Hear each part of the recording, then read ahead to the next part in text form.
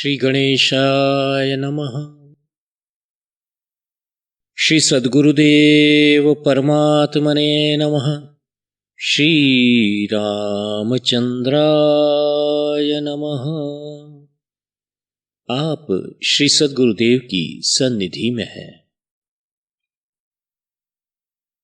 श्री गुरुदेव की सन्निधि में इस ग्रंथ को संकलित किया है, लिखा है पूज्य कुमुदिनी बेन पंचवाणी ने।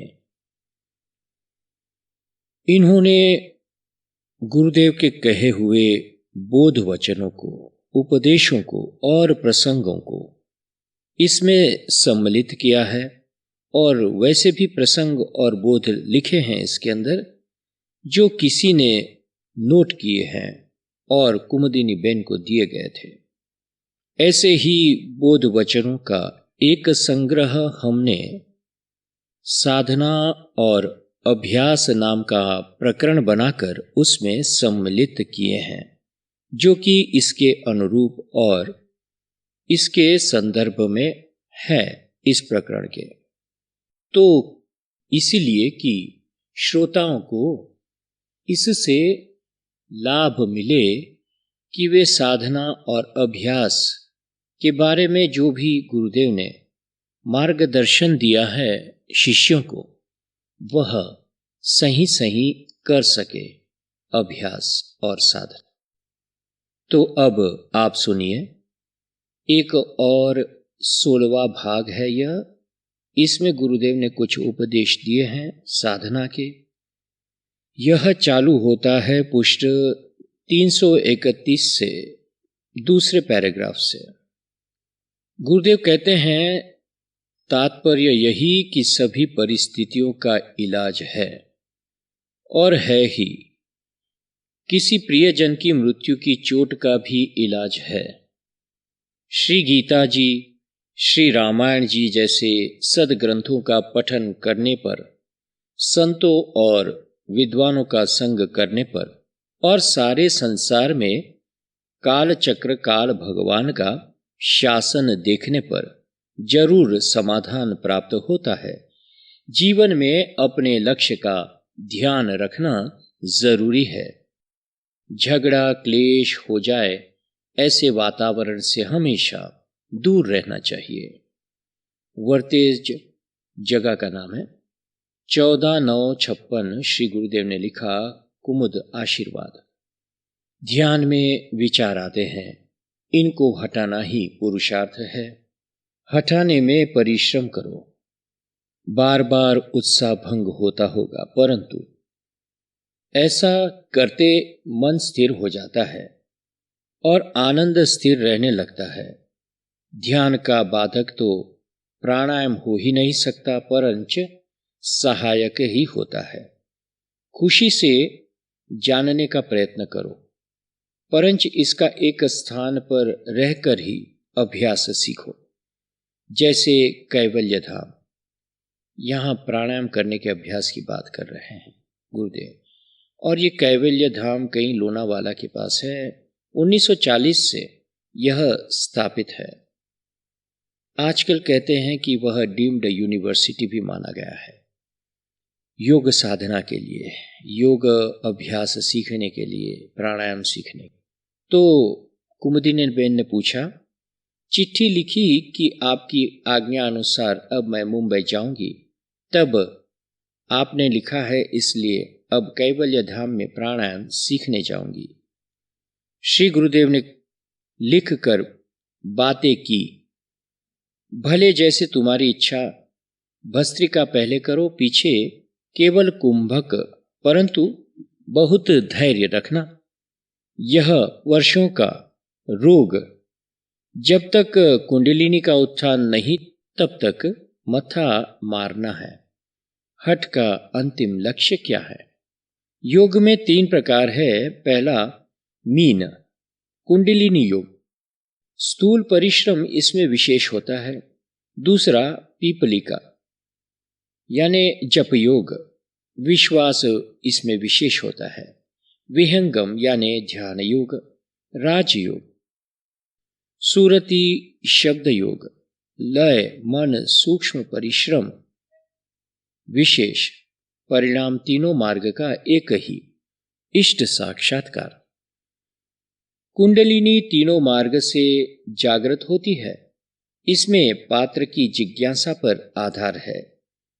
एक का दूसरे से घनिष्ठ संबंध है। मैंने तुमको विहंगम से ले जाना चाहा था।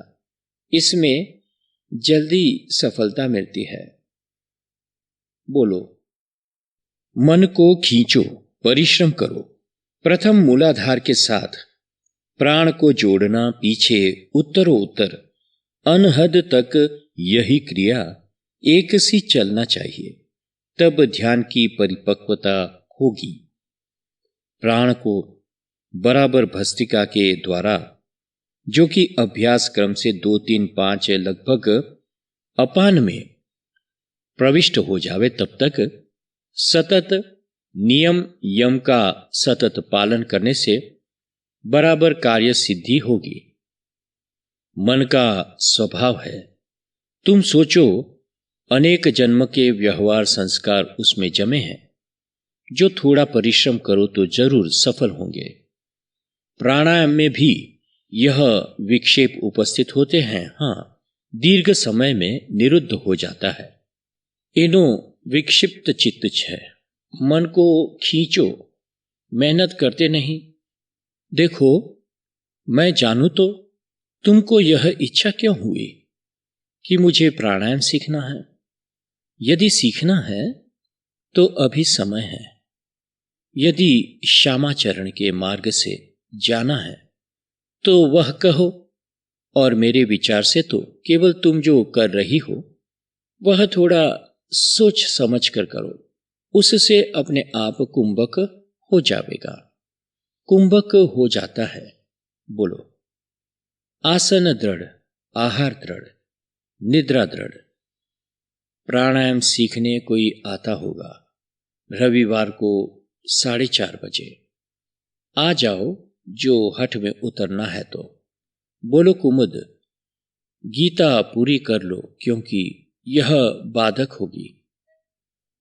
मैंने पूछा, कुमुदिनीबेन ने पूछा, ध्यान में विक्षेप आता है क्योंकि उसके लिए सहायक क्रिया होगी ना? प्राणायाम सहायक हो सकता है? ऐसा प्रश्न आपसे किया था, तब आपने लिखा है। श्री गुरुदेव ने कहा, अच्छा, मैंने लिखा है, अभी इसका जवाब दो। कुमुद, तुम केवल हठ करती है, समझ नहीं पड़ती तुम क्या चाहती हो।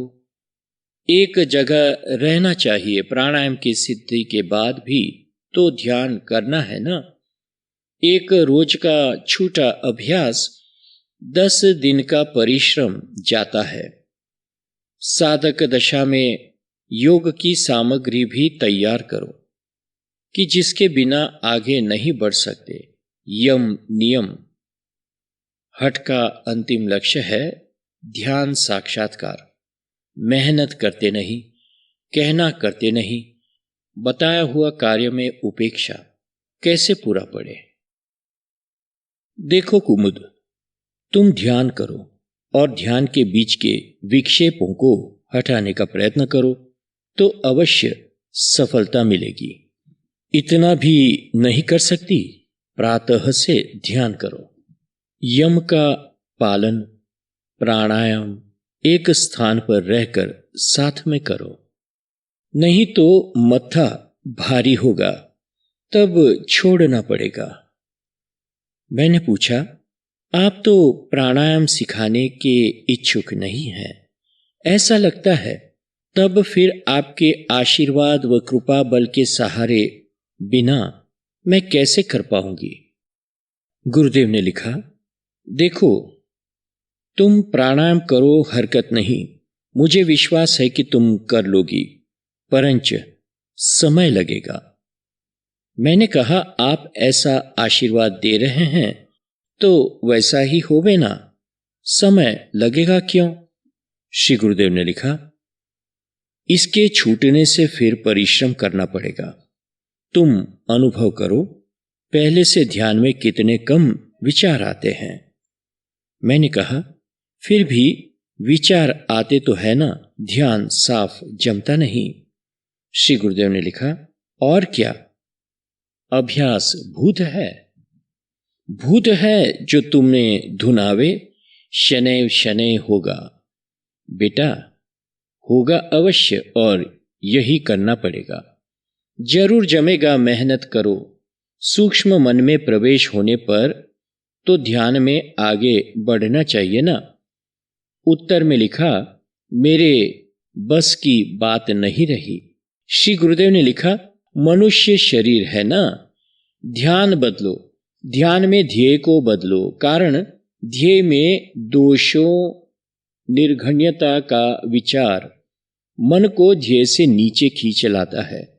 यह एक बात श्री राम जी के सुंदर स्वरूप में चित्त जमाओ और उत्तम प्रकार से अर्चन कर मानसिक फिर ध्यान करो और मानसिक जाप करो।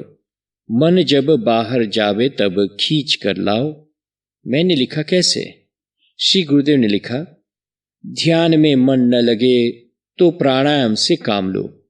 विधि चतुर्थ प्राणायाम की 5वीं।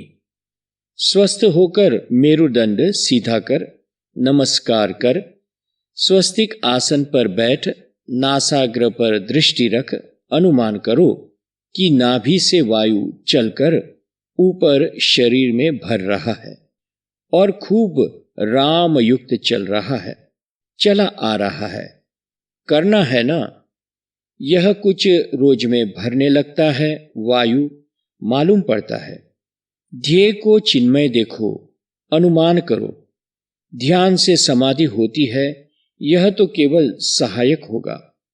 कुमुद जब होने लगेगी तब सब संशय भग जाएंगे। हमारी परंपरा इसमें स्नेहयुक्त ध्यान की ही शरणागति युक्त ध्यान की है। यह हठ का संशोधन युक्त है। यदि प्रारब्ध अवसाद मन ऊपर न चढ़े तो पीछे मुद्रा द्वारा, बंध द्वारा मन को ऊपर खींचना या भस्त्रिका आदि से काम लेना। इसके स्थान पर इसका संशोधन हो चुका है। स्वास्थ्य के लिए करो तो उत्तम, तो कल बतलाया है। इसमें मालूम पड़ता है वैसा ही। तुम पर पातंजल सूत्र है, तुम पर लाओ। मैं तुम्हें ध्यान व शरणागति से समाधि प्राप्त होती है बताओ। यह इसलिए बताया कि निष्ठा जमे और अपने सबको सरल उपाय है। मैंने लिखा, हिस्सा लेने को आई हूं। आपने कहा था ना, तो कृपया दे, यही प्रार्थना। श्री गुरुदेव ने लिखा, अच्छा, पहले योग का हिस्सा लो, पीछे रोग का। मैंने लिखा, जो मुझे अच्छा लगे, वह जिसकी इच्छा है और जिस हिस्से के लिए मैं अधीर हो चुकी हूं, वही पहले दीजिए ना। बाप का हिस्सा बाप की खुशी पर है। जो दे वह लेना पुत्री का कर्तव्य है। भले तुम रूठो, पर सत्य तो यही है। देखो, वृत्ति की महिमा। सहन शक्ति कम है, उनका दोष नहीं। वृत्ति का निरोध में अशक्त है। जो यह सच में सशक्त हो तो राम सोंधा पड़े।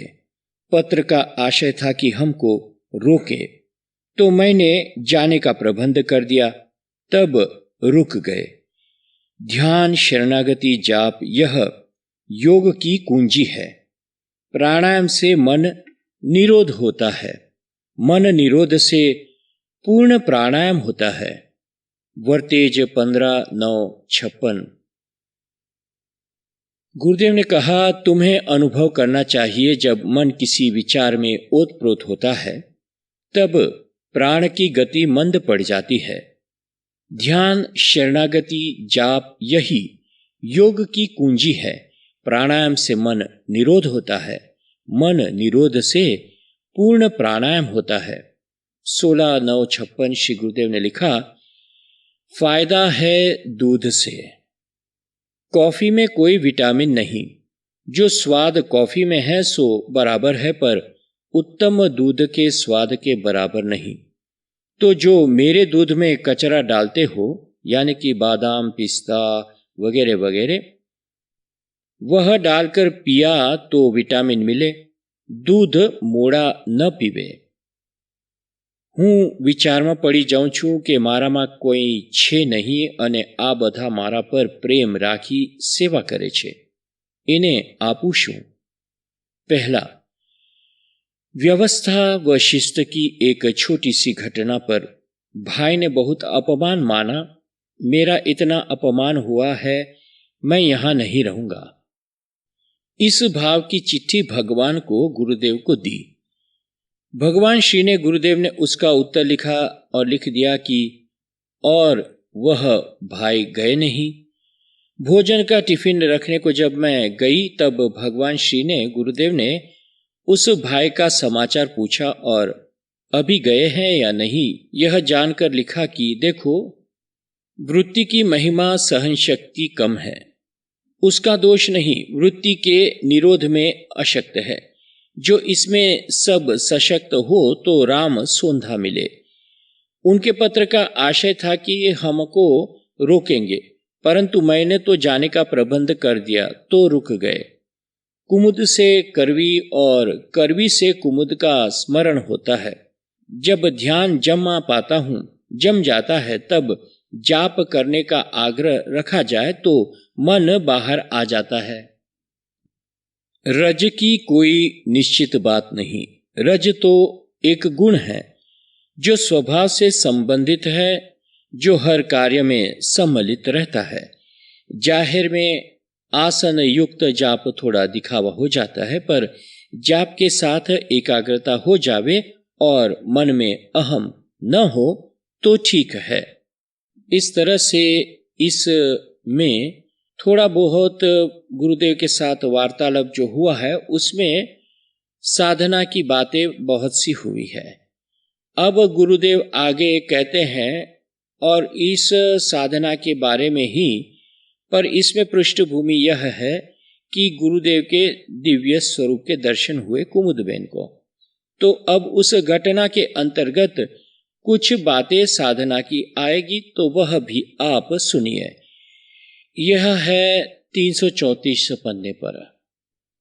श्री गुरुदेव के दिव्य स्वरूप के दर्शन के अंतर्गत ही कुछ साधना और अभ्यास की बातें कही गई थी। तो पहले तो वह दिव्य दर्शन की बात आप सुनेंगे। कुमुदिनी बेन लिखती हैं, दीक्षा आदि दिन 17/9/56 की शाम को टिफिन उठाने का कमरे में गई।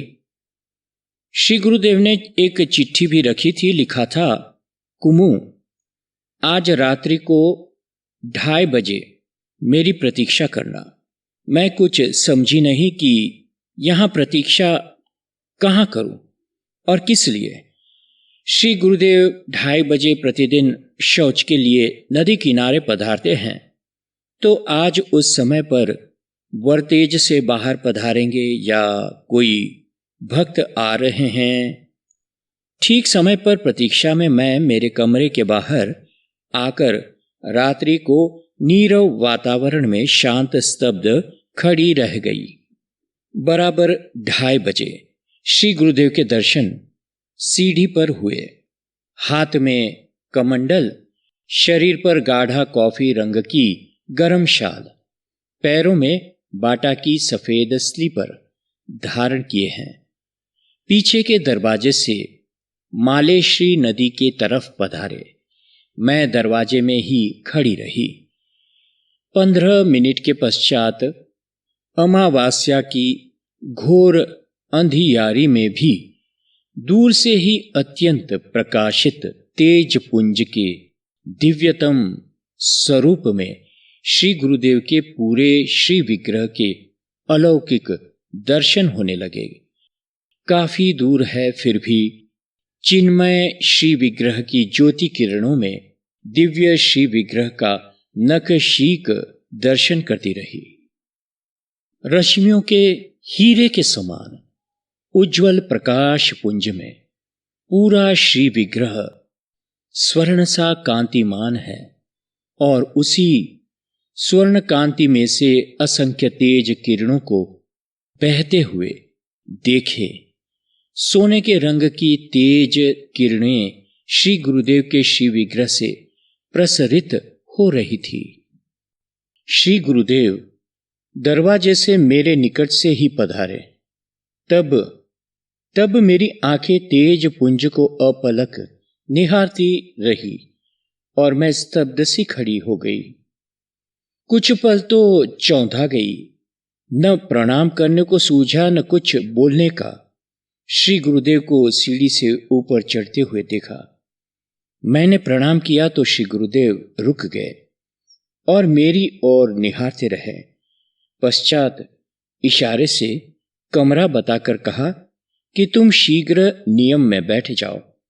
मैंने नियम में अनुभव किया कि मेरे प्राणवायु को श्री गुरुदेव अपने प्राणवायु के साथ मिलाकर ऊपर को चढ़ा रहे हैं। पश्चात श्री गुरुदेव के समाधिस्थ स्वरूप के सन्मुख मैंने स्वयं को समाधिस्थ देखा। पश्चात केवल श्री गुरुदेव का चिन्मय श्री विग्रह, बिल्कुल निर्विकल्प स्वरूप। आंख खुलते ही घड़ी देखी तो 6:30 का समय बता रही थी। 17/9/56 की बात। आज मैंने दीक्षा दिन के उपलक्ष्य में आशीर्वाद की प्रार्थना करते लिखा, जय जगदीश्वर प्रणत प्राण मन, नयनों में भरपूर मनहर, चिर श्रद्धा विश्वास भक्ति का है, परम मंगलमय निज जन को देवर। श्री गुरुदेव ने उत्तर लिखा, कुमु तथास्तु, यही उन्माद रहे हमेशा। तू बहुत हठी है ना? नहीं, स्नेह की प्रतिमा रूप पुत्री है। मैंने कहा, अच्छा, तब तो यही समझना चाहिए न कि गुरु भक्त कुछ अन्याय अथवा अनीति जैसा भी करे तो भी कुछ पाप या दोष नहीं माना जाता। श्री गुरुदेव ने लिखा, गुरु भक्त को पाप है। फिर इन शब्दों के नीचे लकीर लगाई और इंगित से मुझे कहा, पढ़ो। गुरु भक्त को पाप है बिन गुरु कृपा ललाम, राम निकाई रावरी है सब ही को नीक, जो यह साचो है सदा तो नीको तुलसीक। तमे तो बहु प्रेम राखी उत्तम सेवा करो छो, पण मारी भूल थाय छे। आप तो बहुत प्रेम रखते उत्तम सेवा करते हो, लेकिन मेरी गलती है। देखो मोटी माँ, रात में तो खूब बढ़ता हूं, लेकिन दिन में घटता हूं। सब आराम भजन निकल जाता है दिन भर में सबको प्रसन्न रखने में। क्या करूं, मन पर संकोच डालते हैं लोग। तारीख 17/9/56 वर्तेज। श्री गुरुदेव ने लिखा, ज्योतिष ने माथे में कीलो ठोकियो, सुर नर असुर चर अचर सब माया विवश बेचारे, तिनके हाथ कभी तुलसी कहूँ अपनो हारे। कायरवाद। वर्तेज तारीख 18/9/56 को श्री गुरुदेव ने लिखा, संत जी माँ संत जी, प्रिय हरिभाई सादर आशीर्वाद। माँ की अप्रसन्नता का व आपका पत्र मिला। भले नाराज रहे पण माँ है ना, फिर चिंता नहीं। मेरा विचार तो कार्तिक वदी 14 को या अमावास्या को अवश्य पहुंचने का है। फिर भगवत इच्छा, जो कि संयोगवशात श्रावण में नहीं पहुंच सका, उसका खेद तो है, पर क्या करूं। मैं पोष माह और फागुन यह 3 मास अवश्य रहूंगा, इसमें संदेह नहीं। शरीर प्रकृति ठीक है माँ, चिंता न करे और अप्रसन्न न रहे। बस मेरा शरीर शरद पूर्णिमा तक यहाँ है। माँ क्या लिखूं, कहाँ तक लिख लिख कर तुम्हारे सामने अनिश्चित खोटा बनूं। तुम तो जानती हो कि स्वभाव कैसा। कार्यान्य पूर्ण हो गया है कि निश्चय किया वह जाने कैसे बदल जाता है, मैं भी नहीं समझ पाता। अस्तु, अब जरूर पोष में आ जाऊंगा, पर पीछे जाने आने का विचार करेंगे। वर्तेज 18/9/56 को 15 मिनट शांति से जाप करे, नाम में रुचि न हो तो नहीं जपना। 15 मिनट पश्चात श्री गुरुदेव ने कहा, भगवान के नाम के स्मरण से कल्याण तो सदा है ही, इसमें कोई संदेह नहीं, पर इसमें मन नहीं लगता। यदि हम इसका कारण सोचे तो हम समझ सके कि मन क्यों नहीं लगता। कारण अंतःकरण की अशुद्धि है। शुद्धि के लिए 5 यम और 5 नियम हैं। इनमें से हमको थोड़े से ही प्राप्त हो जावे तो निश्चित अंतःकरण की शुद्धि हो जाएगी। योग के 8 अंगों के अनुष्ठान से अशुद्धि का नाश होता है। इन 8 अंगों में प्रथम स्थान यम का और दूसरा स्थान नियम का है। यम नियम आसन, प्राणायाम, प्रत्याहार, धारणा, ध्यान, समाधि, ये 8 योग के अंग हैं। अंतिम 3 धारणा, ध्यान व समाधि योग के अंतरंग साधन है। यम व नियम से तर्क वितर्क, हिंसा, असत्य आदि बाह्य अर्थात स्थूल क्रियाकर्म, शरीर व मन संयुक्त जो भी योग मार्ग में अवरोध होते हैं, इनको यम व नियम के अनुष्ठान से निर्मूल करना चाहिए। अहिंसा, सत्य, अस्तेय, ब्रह्मचर्य और अपरिग्रह, ये 5 यम हैं।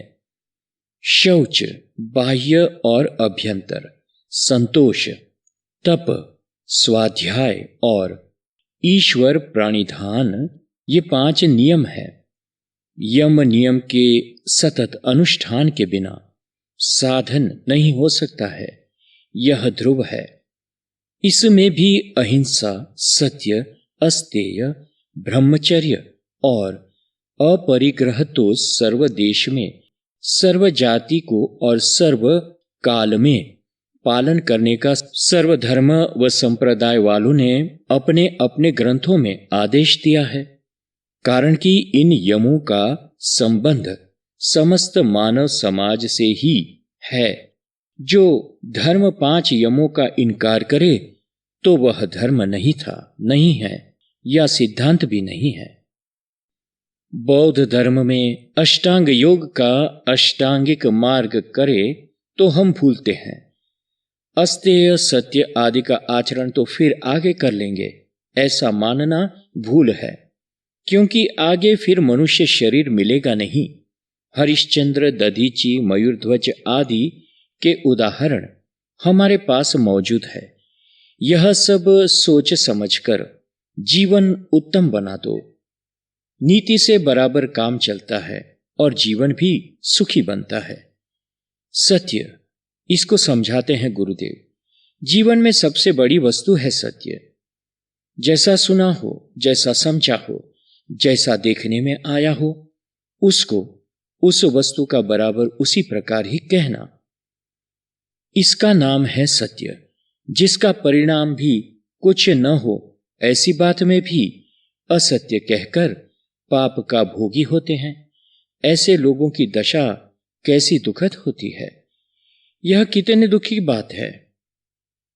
स्वार्थ अवशात असत्य कहना भी ठीक नहीं। आगे अपरिग्रह समझाते हैं गुरुदेव। कहते हैं, अति संग्रह आदि के परिणाम में समाजवाद, साम्यवाद आदि सब उपस्थित हो गए हैं।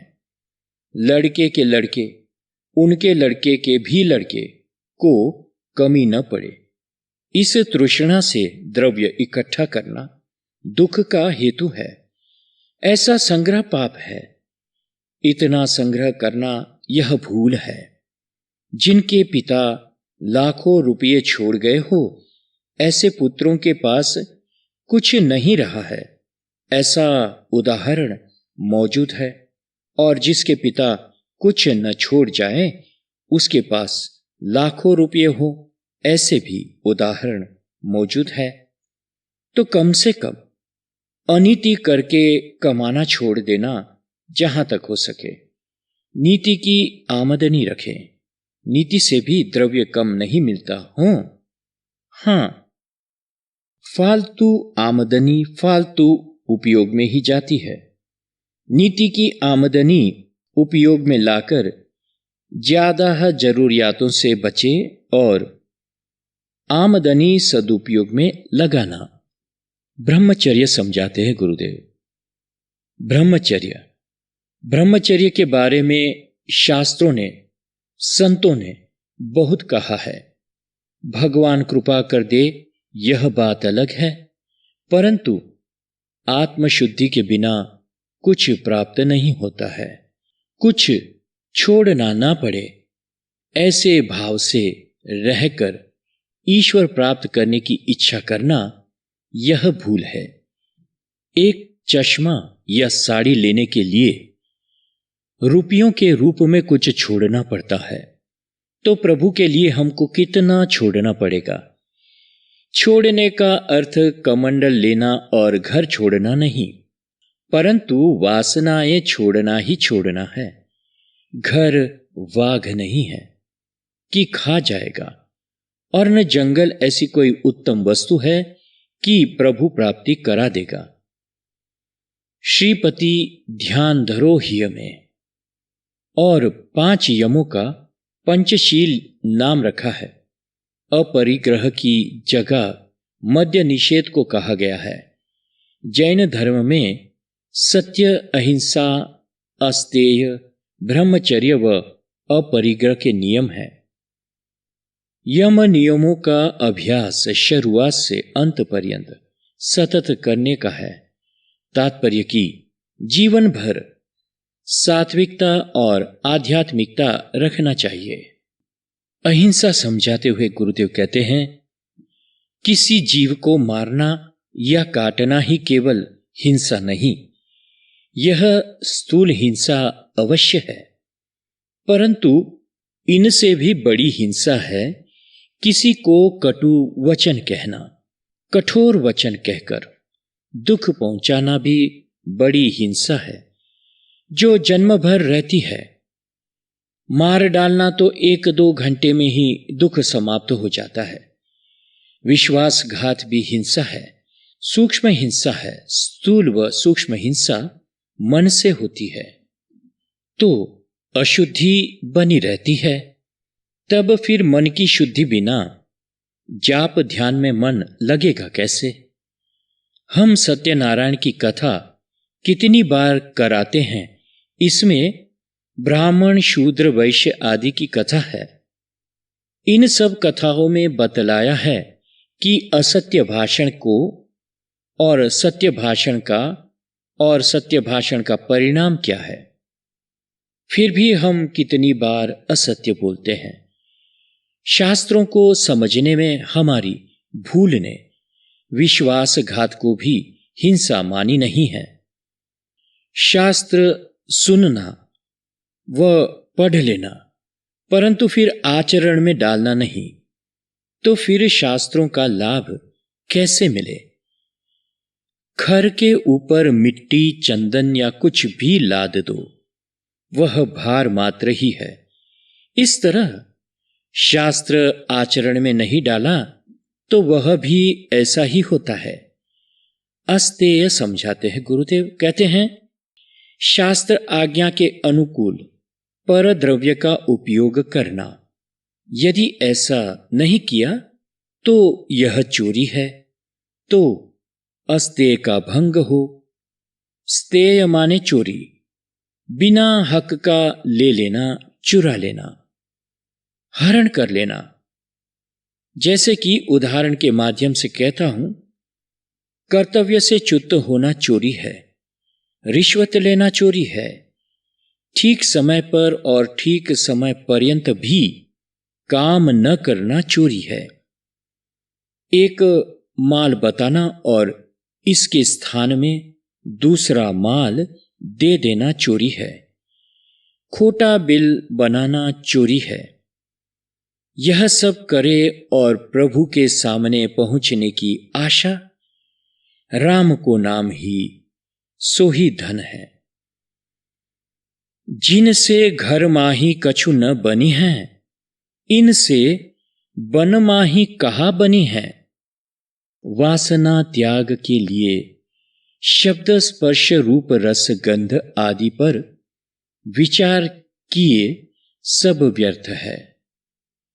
सिनेमा न गए मनोरंजन के अर्थ सत्संग में जाना, यह भूल है। जो सुना है यह सब आचरण में उतारना ही सत्संग है।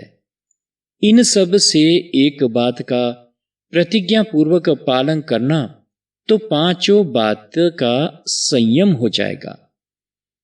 अपने को बुरा लगे वह दूसरों को मत दो। ये सब छोटी छोटी बातें आचरण में उतारो। कोई गाली देवे तो अपने को दुख लगता है, कोई अपना कुछ चुरा लेवे तो दुख लगता है, कोई कुदृष्टि से देखे तो हमको बुरा लगता है। इसलिए अपने ऐसा व्यवहार दूसरों से नहीं करना, दूसरों के साथ अत्याचार नहीं करना, तो पांचों बातें साध्य हो जाती है। कहत सुनत समुझत समुझावत, दशा हृदय नहीं आवत विनय पत्रिका। यह हालत ही दुख का कारण है, आचरण में नहीं। नहीं तो सत्संग कथा खरी माने सत्य हो जाए हो। सत्संग में आए हो तो जो सुना है वह आचरण में डाले। करोड़पति हो कि गरीब हो, अनीति के द्रव्य पर लात मार दो तो निश्चिंत और सुखी रहोगे।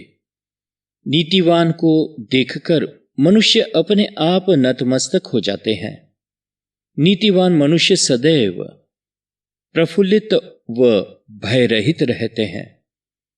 पैसा लेना और उसे वापस देने की इच्छा भी न करना, यह महान अनीति है। हम सब भाई भाई हैं ऐसा सोचकर पैसा वापस न देना, यह भूल है और पाप भी है। इसका फल अवश्य भोगना पड़ता है। पाप दुख दिए बिना नहीं रहेगा और पुण्य सुख दिए बिना भी नहीं रहेगा। जिस समय हमारा प्राण स्थूल से अलग होगा, द्रव्य नहीं कहेगा कि हम साथ आएगा। धन से सुख नहीं, सुख तो एक अनुपम वस्तु है जो अंतकरण की शुद्धि से ही प्राप्त होता है। एक भाई ने कुंडलिनी के 3.5 वलय के बारे में प्रश्न किया तो श्री गुरुदेव ने समझाया, कुंडलिनी और कुंडलिनी के 3.5 वलय तो जानते हो, परंतु करते कुछ नहीं हो, बातें करते हो। सुप्त शक्ति को जगाने के लिए ही जाप, ध्यान और तप संयम किया जाना अनिवार्य है। उससे शक्ति जागृत होती है, फिर सुषुम्ना में प्रवेश हो जाता है।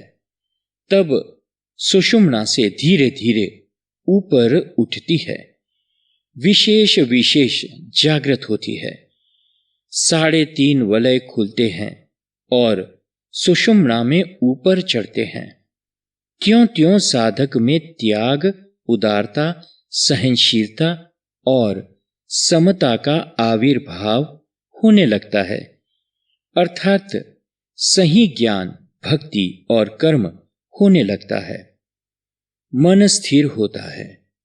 तब जाप से ध्यान अवस्था में स्थिति अपने आप हो जाती है, ध्यान हो जाता है। तब चित्त शक्ति ध्येय स्वरूप में स्थित होकर जो तेज सामर्थ्य प्राप्त करता है, धारण करती है, उसके आघात से कुंडलिनी जागृत हो उठती है।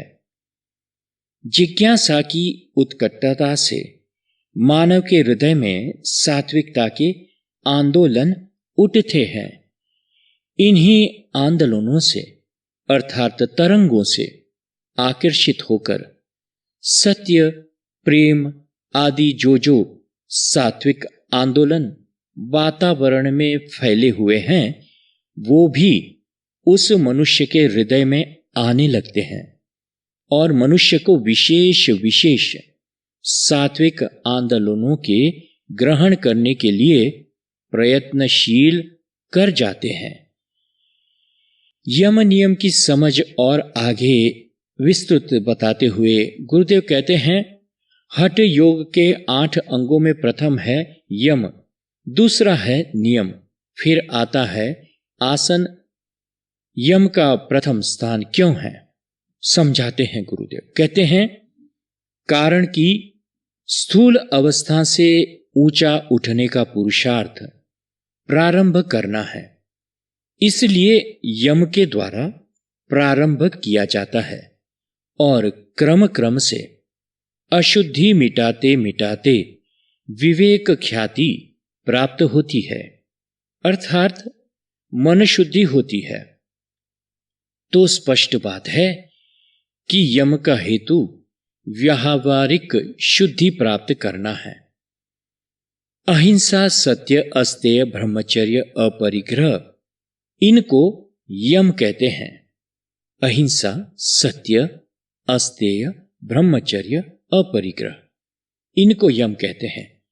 अब इनको बराबर समझो। पहला, अहिंसा, किसी जीव को मारना नहीं, यह स्थूल अहिंसा। किसी जीव को ग्लानि, पीड़ा व कष्ट नहीं पहुंचाना, यह सूक्ष्म अहिंसा। सम्यक अहिंसा का पालन होने पर कोई भी मनुष्य, पशु, पक्षी आदि अहिंसा व्रतधारी के प्रति अनायास शांत हो जाता है। कारण कि भगवान ने पशु पक्षियों में जो आक्रामक हिंसक शक्ति दी है, वह केवल भय के सामने स्वरक्षा के निमित्त है। अहिंसा व्रत का पालन करने वाले से इतर पशु पक्षी को भी भय की वृत्ति उदय नहीं होती है, इसलिए उनमें रही हुई आक्रामक शक्ति शांत रहती है। दूसरा समझाया सत्य, कहा कि सत्य का पालन करने पर क्रमशः तन मन वचन को एकता साध्य हो जाती है। जैसा मन में वैसा ही वचन में और वैसा ही व्यवहार में होना, यह बड़ी भारी साधना है। भगवान के हम प्रिय हो ऐसी सही सही चाहना हो तो पहले निश्चल होना अनिवार्य है। भगवान को छल कपट व दंभ ग्राह्य नहीं है, इसलिए सत्य का पालन करना ही चाहिए। साधक के लिए सत्यनिष्ठ होना ही साधना आरंभ है। जब तक सत्य का पालन नहीं हो, तब तक निश्चित जानो अभी साधना आरंभ नहीं हुआ है। जहां थे वहां ही हो, साक्षात्कार के मार्ग पर भी पहुंचे ही नहीं हो। तीसरा गुरुदेव समझाते हैं अस्तेय। अस्तेय यानी चोरी नहीं करना। चोरी पैसे व पदार्थों की जाती है, यह तो सबको मालूम पड़ता है, परंतु अन्य ने किया हुआ अच्छा कार्य, अच्छी बात हमने किया है ऐसा कहना या बतलाना, यह भी चोरी है। दूसरे ने कही हुई अच्छी बात को हमने कही है, इस प्रकार कहना, यह भी चोरी है। किसी ने कही हुई सत्य बात संबंधित व्यक्ति को पूरे पूरी व सही सही नहीं बतलाना भी चोरी है। स्वयं चोरी न करे परंतु चोरों को चोरी करने का उत्साह देवे तो यह भी चोरी है। अस्तेय का पालन करने पर आत्मगौरव प्राप्त होता है। आत्मगौरव की एक अनोखी आभा होती है। अनिवार्य द्रव्य आदि की अनायास प्राप्ति होती है। चौथा, ब्रह्मचर्य। ब्रह्मचर्य के पालन से मनोबल पुष्ट होता है, जो स्थिरता देने वाला है। ब्रह्मचर्य ही जीवन है, जीवन का तेज है। पांचवा समझाते हैं परिग्रह। परिग्रह यानी कि परिग्रह की वृत्ति मन को ऊंचा उठने नहीं देती है। लालसा से मन जकड़ा हुआ रहता है। अहिंसा, सत्य, अस्तेय, अपरिग्रह, ब्रह्मचर्य, क्षमा, धैर्य, दुखियों की रक्षा करना, नम्रता और अल्प आहार, ये 10 नियमों का पालन करने पर मनुष्य की ऊर्ध्व गति होती है और होती ही है। अर्थात मनुष्य सत्य प्रधान होता है, आस पास में सभी के लिए सुखदाता होता है।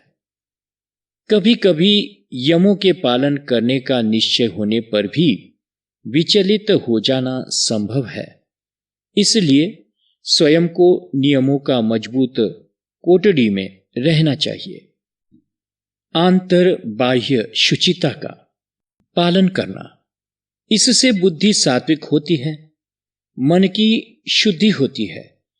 सात्विकता व शुद्धि से ध्येय में एकाग्रता व इंद्रिय निग्रह अनायास साध्य हो जाते हैं। संतोष को भी नियमों में गिना गया है। वासना व कामनाओं का बना रहना ही दुख का कारण है।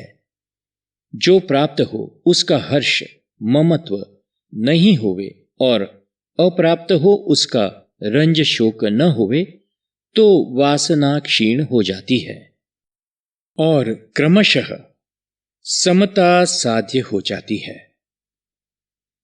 जीवन संघर्षपूर्ण ही होता है। देश काल आदि परिवर्तनशील है ही। कभी अनुकूलता कभी प्रतिकूलता होना, यह है संसार। जप, व्रत, तीर्थ, भक्ति आदि के निमित्त सहन करना चाहिए। यह तप है। अगर आत्मिक उन्नति चाहते हो तो तप, संतोष, श्रद्धा, दान, पूजन, स्वाध्याय, ध्यान, अभ्यास, आदर्शों का श्रवण मनन व चिंतन, लज्जा की रक्षा अर्थात बदनाम न होना, कलंकित न होना, बुद्धि को शुद्ध रखना, शुचिता और ईश्वर भक्ति, जप यज्ञ करना आदि 10 नियमों की कोटड़ी में रहना अनिवार्य है। सामने वाला चाहे जो करे या कहे, हमें तो स्वतः को ऊंचा उठाना है। स्वतः के वाणी, विचार व व्यवहार मात्र को सम्यक शुद्ध बनाना है। इसलिए नियमों का पालन हमारे लिए ही हमको करना है। ऐसा दृढ़ संकल्प करना, हमारी कोटि को देखना, वहां से ऊपर उठना, नहीं तो अतो भ्रष्ट ततो भ्रष्ट। फिर समझाते हैं पहला कि किसी का दोष देखना उचित नहीं। उदारतापूर्वक उसकी सहायता करना व उसके साथ प्रेम से बरतना ही उचित है और यही मानवता है। दूसरा बताया गीता जी, रामस्तवराज, मानस जी, शिव महिम, गायत्री, रुद्री, भागवत, पुराण, शक्ति पाठ आदि में से किसी भी एक का स्वाध्याय करते हुए भी जिसने ज्ञान, कर्म व उपासना के रहस्यों को नहीं समझा है, वे दया के पात्र है। मंत्र में तीसरा कहा कि मंत्र में अद्भुत शक्ति विद्यमान है। उसकी प्राप्ति करके उपयोग करना अपने पुरुषार्थ पर निर्भर है। चौथा कहा, परमात्मा को प्राप्त करना ही सबका परम लक्ष्य होना चाहिए। वही यथार्थ पुरुषार्थ है। परम तत्व यानी परम उत्कृष्ट जो विशाल व व्यापक होता है, वही उत्कृष्ट होता है। परमार्थ मार्ग वालों को स्वार्थ का परित्याग करना चाहिए। किसी वस्तु विशेष में ममता नहीं रखना चाहिए। इस तरह से भगवान ने, श्री गुरुदेव ने हमें विस्तृत रीति से साधकों को यम नियम का, योग के 8 अंगों के अनुष्ठान के बारे में भी समझाया कि जो अशुद्धि का नाश करते हैं। तो फिर अब आगे और कुछ साधना के प्रकरण में उपदेश, भगवान के उपदेश हम सुनेंगे। तब तक श्री रामचंद्राय नमः, श्री सद्गुरुदेव नमः, श्री परमात्मने नमः। हरि ओम तत्सत्, हरि ओम तत्सत्, हरि ओम तत्सत्। ओम शांति शांति शांति।